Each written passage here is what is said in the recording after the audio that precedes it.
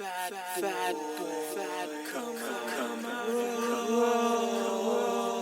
know we had to do a podcast, right?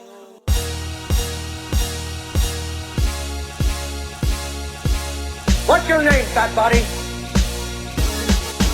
Of course, you were looking food. What the hell?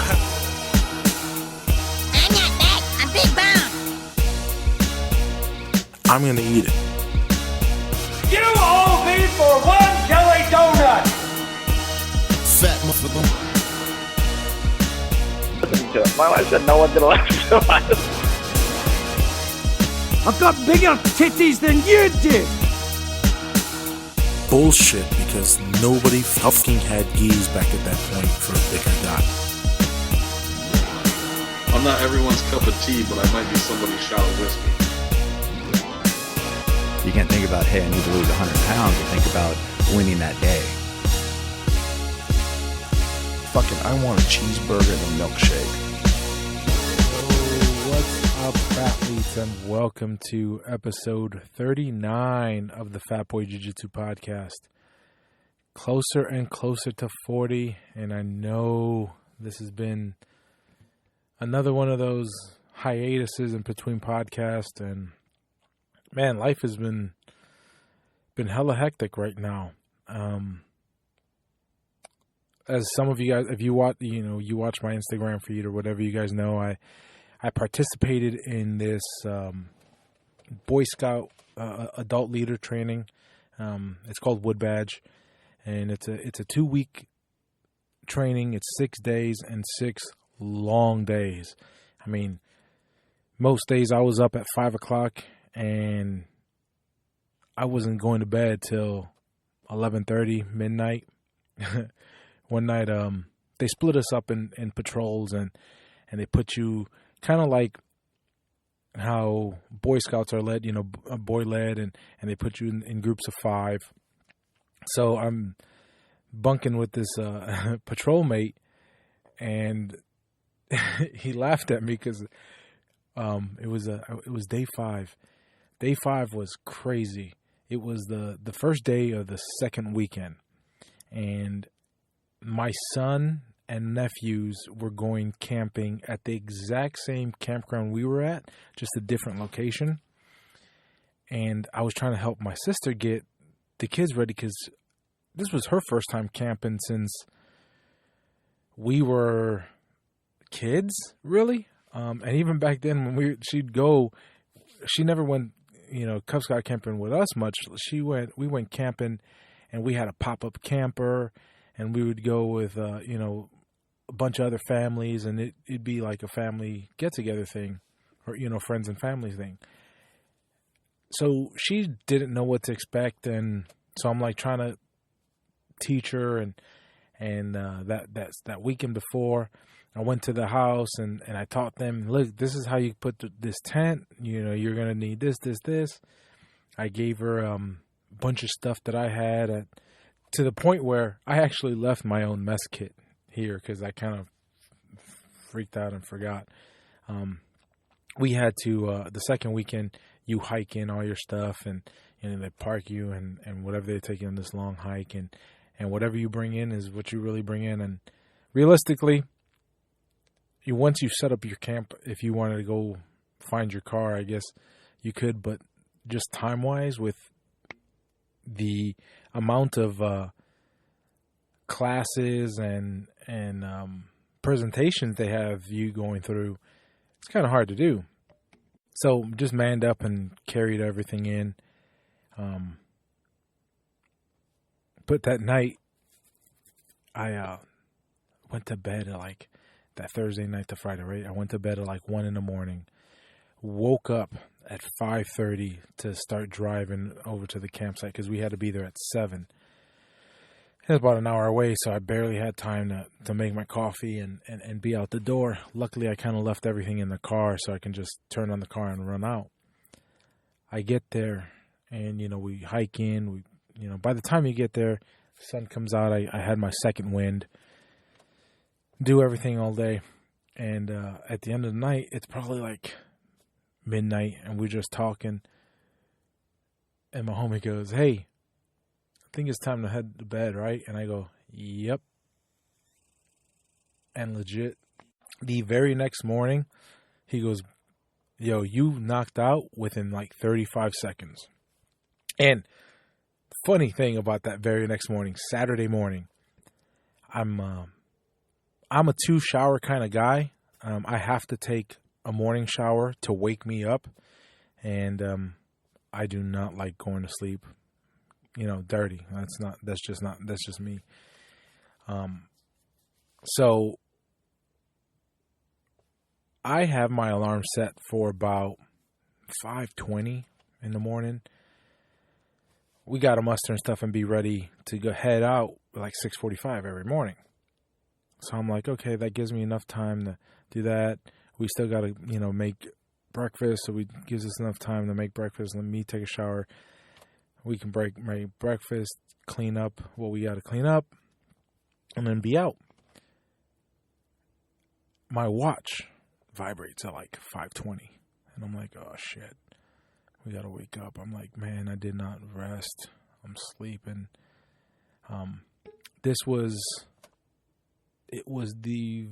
That second weekend was the first time in I don't know how long that I actually slept in a tent on the ground. Every other time I've been Cub Scout camping in the last 2.5 years, when we went camping, I had an air mattress, and most of the time my air mattress was, and this is, so back when I was really, really heavy, and most fat people know, like, you don't want to it's hard to get up once you're on the ground. So I bought this Coleman elevated queen size air mattress. Now this thing is awesome for kind of camping. The problem with it is because it's filled with air and it's elevated. If you move on that thing, it sounds horrible. It's just blah, blah, blah, blah. Everybody in the campsite can hear you moving, getting up out of bed or whatever. So I rocked that for the longest time, and I mean that thing weighs like it's like 30 pounds because it's a big, heavy metal frame, and it's good to hold like 600 pounds. So I was like, oh, that's my thing. That's my jammy jam. I don't have to sleep on the floor. I'm elevated. You also don't have to worry about being, cold because, you're off the ground. So for the very first time in God knows how long, I actually slept, it was yoga mat, sleeping bag. I wasn't in the sleeping bag because it's so freaking hot. And me on top of the sleeping bag. I did not feel rested. So I kind of ignore my 5:20 alarm. And I know I had another one at 5:25 set up. At 5:20, 4, half of our campsite gets waken up to get up and get up now. My guy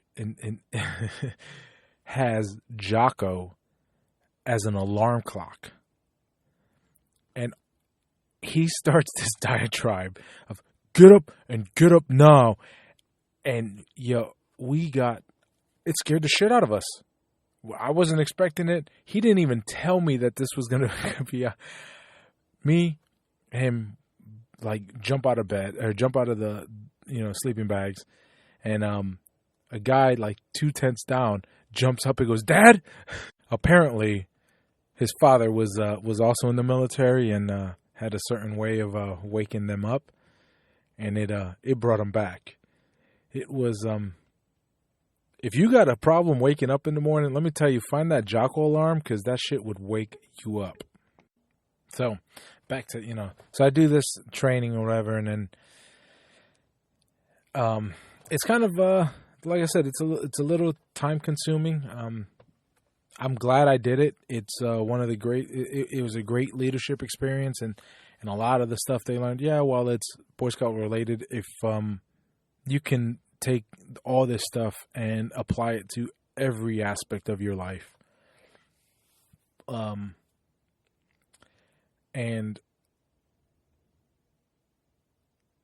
one of the main things, and we had in between the 2 weekends, I think it was like 2 weekends apart, but in between those 2 weekends, we had to meet up as a patrol, and we had to do a project. And not just us, it's everybody, and this is part of the experience. And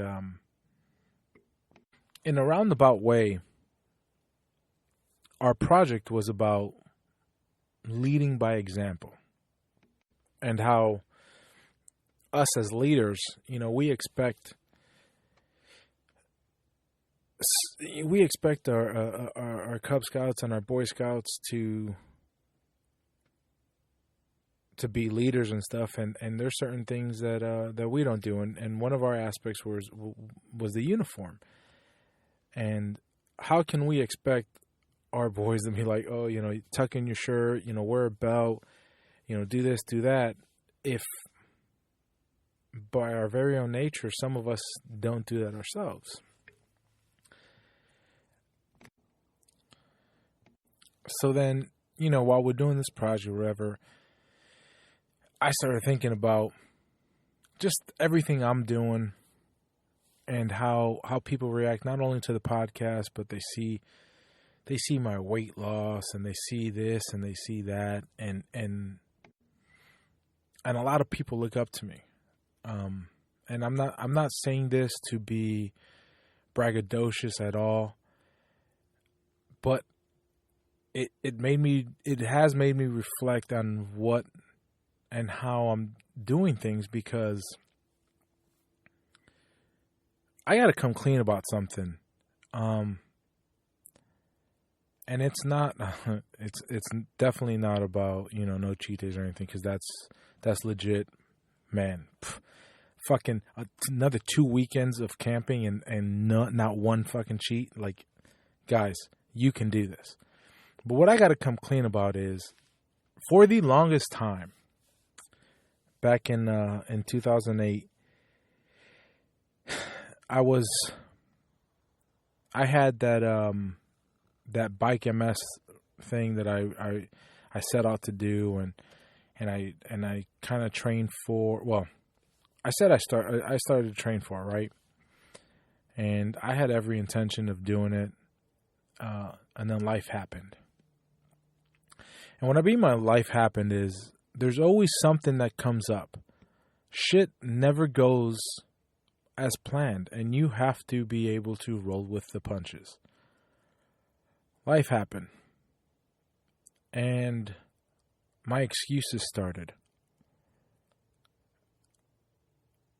And honestly, till this very moment, I've had people believe that I actually completed that bike MS, that 50-mile bike. Luckily, the money that was donated on my behalf was not contingent on me completing the race.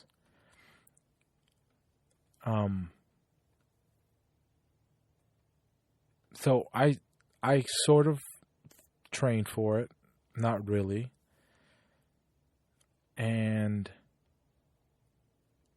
shit got tough, and I stopped really training for it. And the very day I was even supposed to go, I started driving out there. I knew I wasn't prepared.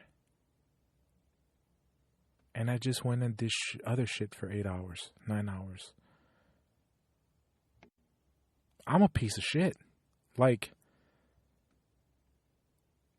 I've had people believe that I set out and I did something that I didn't do. So, and that just hit me so hard, and when I started training for this triathlon, thank God that I took this shit serious, and I started training almost, I think it was 18 or 19 weeks in advance. Because these last couple weeks, shit has happened. And I don't think I've ridden, let me see, I don't think I've actually been on my bike. Hold on, let me look up my activity tracker.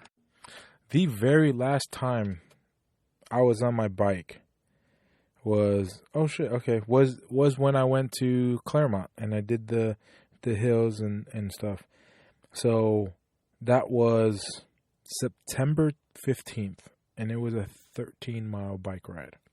That is the last time I've been on my bike. Now, luckily, you know, I've swam a bunch, and I don't, you know, the last time I swam was last week Thursday. Yeah, last week Thursday, and then a couple of days in between. I've been picking up the running, which is great because I know going into this, I know that that's gonna be my downfall is the run. I freaking hate it.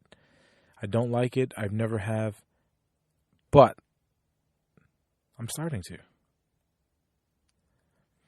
I'm starting to enjoy the fact that I'm doing something that I always thought was impossible for me to do. I mentioned this a lot when I was in the police academy. I had a PT instructor who used to boast about running. He goes, I run about 3 miles every other day or every day. And I looked at him like he was fucking crazy. Why would you run 3 miles a day? And I might not be running 3 miles a day every day. But I ran 5 miles a night after doing jiu-jitsu. I ran 5 miles on Monday after doing jiu-jitsu. I ran 5 miles last week Tuesday.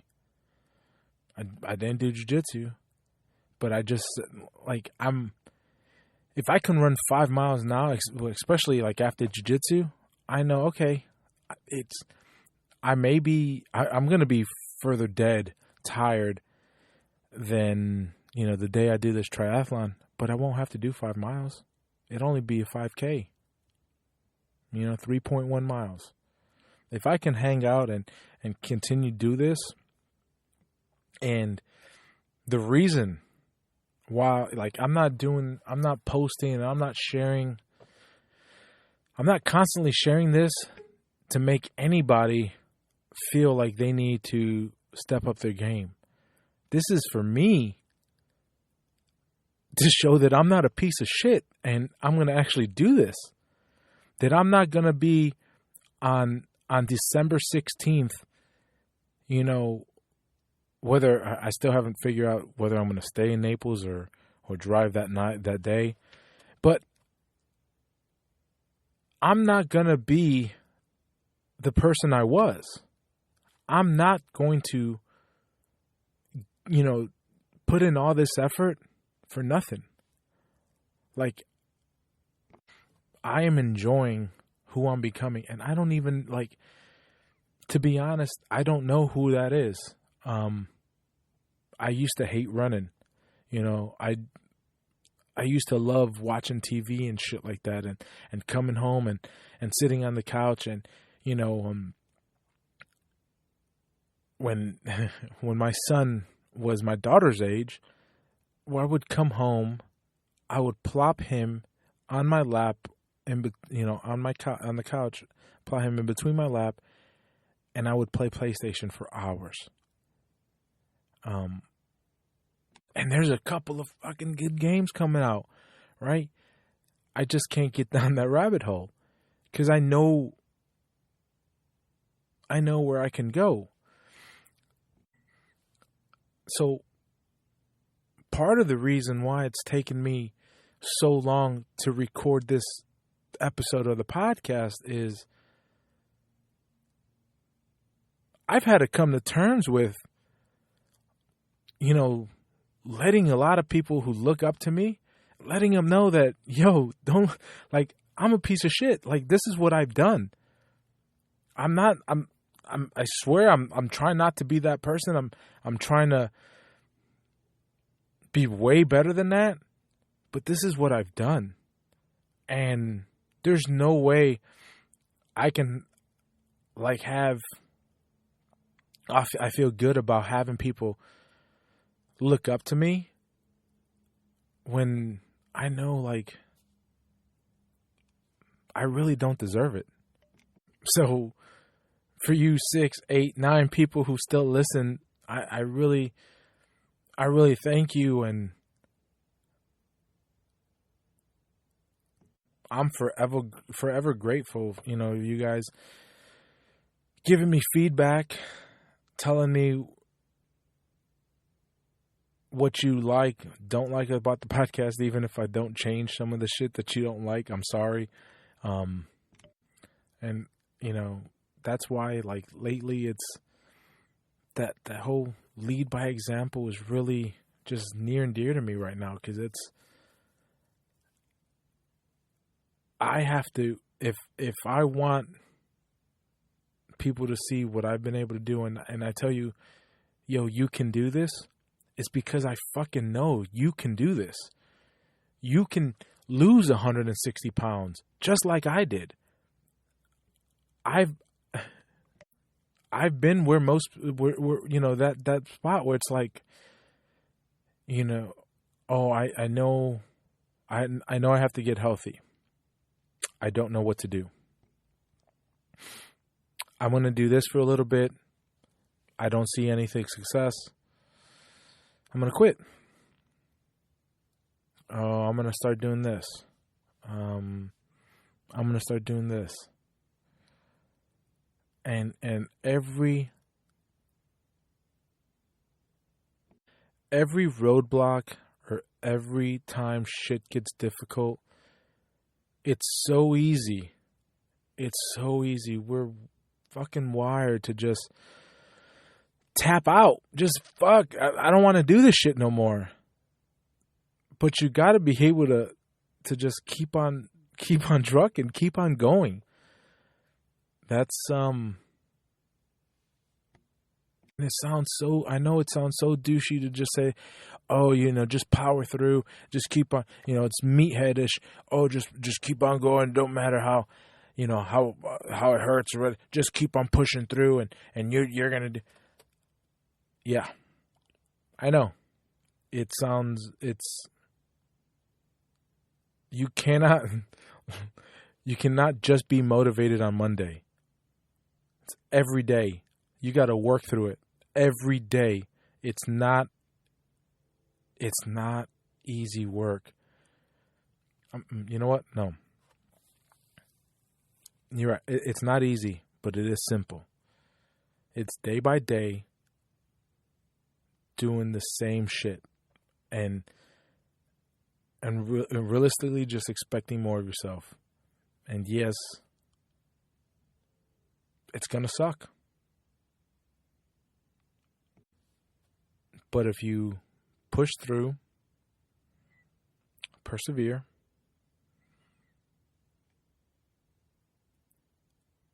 you might actually like who you become.